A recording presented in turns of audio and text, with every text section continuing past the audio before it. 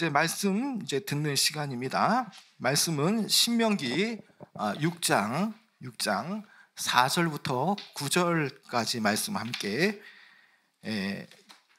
교독하겠습니다. 신명기 6장 4절로 9절까지 말씀입니다. 구약 성경 271면이 있습니다. 제가 먼저 신명기 6장 4절 말씀 먼저 읽도록 하겠습니다. 이스라엘아 들으라, 우리 하나님 여호와는 오직 유일한 여호와이시니 너는 마음을 다하고 뜻을 다하고 힘을 다하여 내 하나님 여호와를 사랑하라. 오늘 내가 내게 명하는 이 말씀을 너는 마음에 새기고 내 자녀에게 부지런히 가르치며 집에 앉았을 때에든지 길을 갈 때에든지 누워 있을 때에든지 일어날 때에든지 이 말씀을 강론할 것이며 너는 또 그것을 내 손목에 메어 기호를 삼으며 내 미간에 붙여 표로 삼고 또 내 집 문설주와 바깥문에 기록할지니라. 아멘. 부모님들이 자녀들에게 유산을 물려주는 이유는 부모님들이 당시에 온갖 많은 어려움을 겪었기 때문에 이 험난한 시대에 자녀들만큼은 정말 잘 살 수 있도록 뭔가 좀 도움을 주고 싶다는 마음으로 이렇게 유산을 또 전달하는 것이죠. 유산을 물려주는데 다른 이유가 있는 것이 아니죠. 다만 세상을 살면서 부모님들이 벌어놓은 그 유산으로 자녀들이 고생하지 않게 되어지게 되겠다는 마음으로 사랑하는 마음으로 이렇게 유산을 전달하는 것이죠. 여러분, 그러나 우리는 그것이 다가 아니라는 사실을 우리는 분명히 명심해야 됩니다. 부모가 줄 수 있는 최고의 유산은 어떤 재정적인 도움이 아니라 그것은 영원히 살 수 있는, 영혼을 책임져 줄 수 있는 신앙의 유산을 전수하는 것이 너무나 중요하다는 것이죠. 부모가 신앙의 가치관을 또 신앙을 전수하지 않는다면 그 자녀가 과연 어떻게 되겠습니까? 계속적으로 자녀들이 신앙의 가치관을 회복하지 않고 또 자녀들에게 말씀을 제대로 전수하지 않는다면 장차 장래에 우리의 자녀들은 과연 어떻게 될 것인가에 대해서 우리는 불 보듯이 뻔하게 알 수 있는 것이죠. 지금 당장에 부모의 손에 이끌려 교회에 나오지만 말씀의 이런 이 전수가 자녀에 계속적으로 지속적으로 이어지지 않는다면 자녀들은 서서히 예수 그리스도의 구원의 감격이 사라지고요, 동시에 이런 이 말씀에 대한 사랑이 식어져 가면서 결국에는 세상으로 흘러가게 되어지고 어느새 세상의 그런 이 풍조와 이런 시류에 빠져 하나님과 멀어지게 되어진다라는 것입니다. 결국 우리가 현재를 통해 미래를 볼 수 있지 않습니까? 이런 계속되어진 라이프 스타일이라면 내 자녀들 결국에는 어떻게 될 것인가 우리는 알 수 있다는 것이죠. 자, 바로 이런 이유 때문에 우리 부모님들은 또 할머니 할아버지들은 손주들을 위해서, 부모님들은 자녀를 위해서 눈물로 기도하고 엎드려야 될 이유가 되어지는 것입니다. 오늘은 특별히 어린이 주일입니다. 이 어린이 주일날 과연 자녀들에게 부모가 과연 무엇을 물려줄 것인가에 대해서 함께 좀 나누어보고 또 진지하게 고민해보는 시간이 되었으면 합니다. 무엇보다 성경은요, 명백하게 이 부모의 책임과 역할을 강조하죠. 우리가 읽었던 이 말씀을 보면요, 이 하나님은 이스라엘 백성들 가운데에 먼저 부모님으로부터 자녀를 잘 가르쳐야 할 그런 의무를 분명하게 말씀합니다. 자, 어떻게 하라고 말합니까? 자, 이 5절의 말씀처럼 부모된 이들은요, 마음과 뜻과 힘을 다하여서 전심으로 여호와 하나님을 사랑하도록 부모님뿐만 아니라 자녀들에게 하나님만을 사랑할 수 있도록 가르쳐야 한다라고 말씀하죠.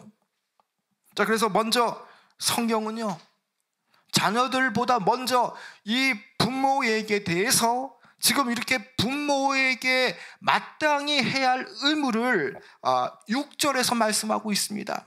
여러분, 6절은 부모에 대한 말씀인데, 부모가 해야 될 말씀인데, 여러분 6절 한번 읽어볼까요? 6절이요. 자, 6절 시작. 내가 내게 명하는 이 말씀을 너는 마음에 새기고.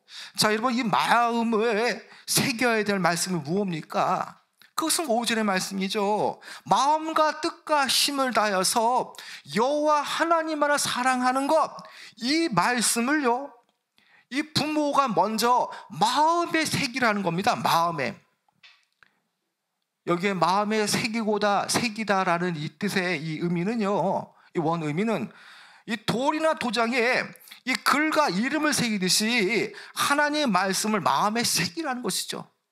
여러분, 돌에 이 도장에 이름을 파고 이름을 새기듯이 아주 강렬하게 그것을 이렇게 새긴다는 뜻이죠. 우선 자녀를 둔 부모가 하나님의 말씀에 대해서 이렇게 먼저 마음에 새겨야 됩니다. 하나님이 어떠한 분이신가, 또 하나님께서 이 하나님의 자녀에 대해서 어떻게 하셨는가, 이것을 말씀을 통해서 알아야 된다는 얘기죠. 그래야만 본인이 이것을 제대로 알고 마음판에 새겨야만 자녀들에게 제대로 성경 말씀을 전할 수가 있다는 겁니다. 여러분, 이제 7절부터 9절까지는요, 이제 부모가 마땅히 해야 할 그 자녀에 대한 구체적인 이 교육 방법이 소개되어지죠. 자, 여러분 먼저 7절에 이 교육 방법을 한번 볼까요? 7절, 자, 시작.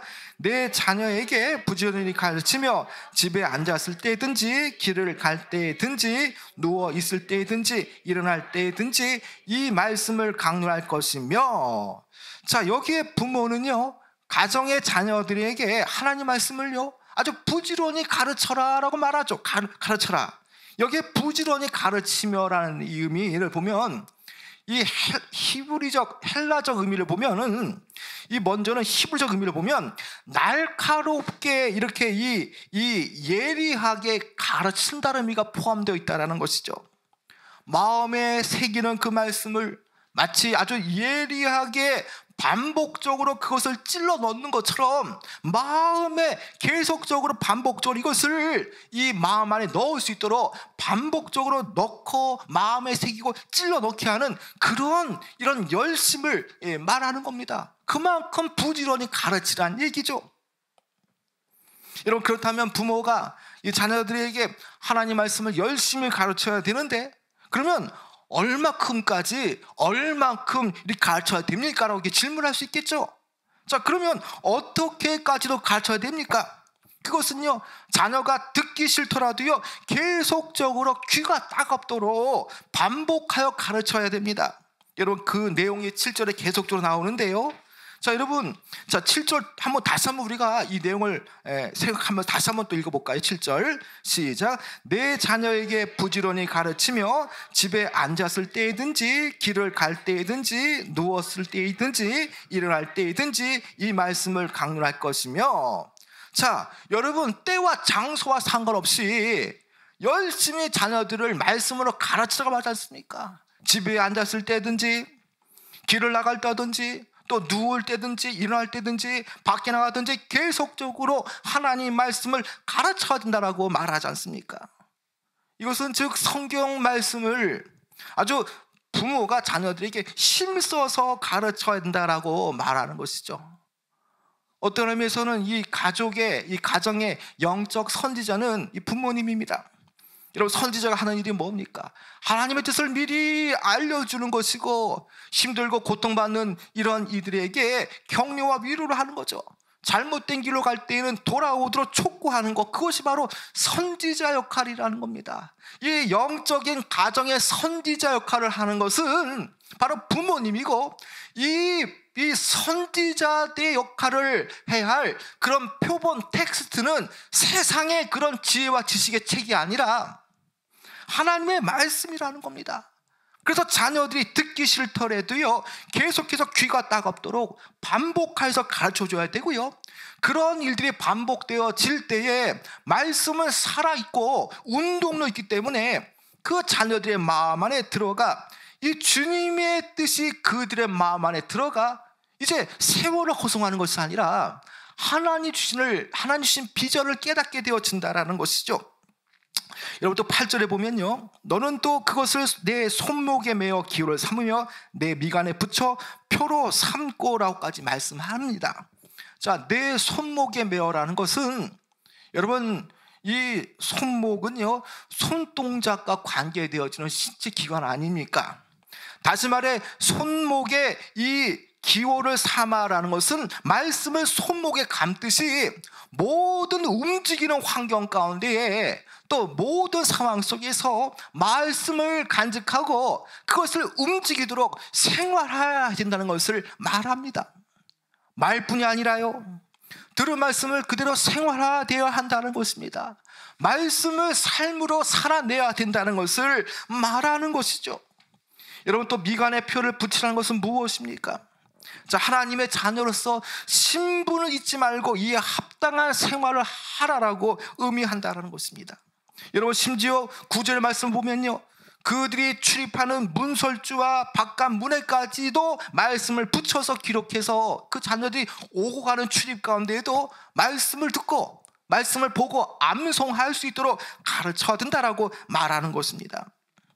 여러분 지금 우리에게는요 복음이 전수되었습니다.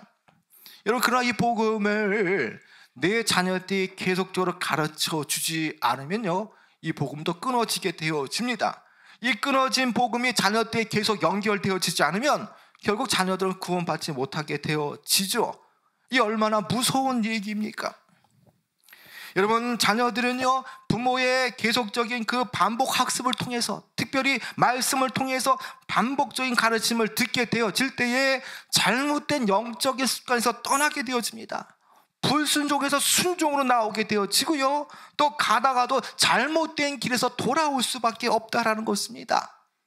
그런 차원에서 부모가 물려주는 신앙 유산은요 너무나 중요하다는 것입니다.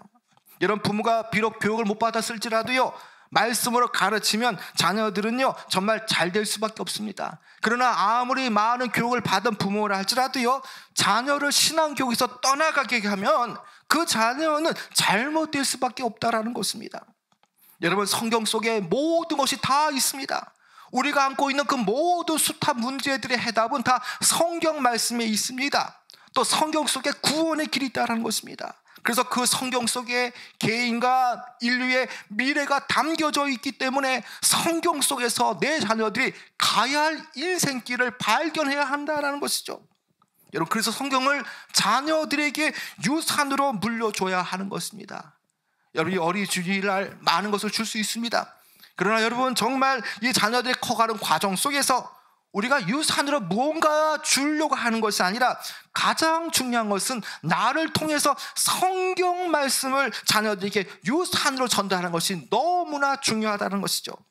여러분 그럴 때 내 자녀, 내 손주들이 실패할 인생이 되지 않게 되어집니다. 그럴 때에 하나님의 은혜와 축복 가운데 내 자녀가 살아가게 되어진다는 것입니다. 여러분 오늘 우리가 이 말씀을 통해서 진지하게 우리가 자녀들에게 무엇을 줄 것인가, 손주들에게 무엇을 남겨줄 것인가에 대해 생각하며 우리가 늘 하나님 말씀을 가르치고 전달할 수 있는 귀한 여러분 되어지길 축원합니다. 기도합니다.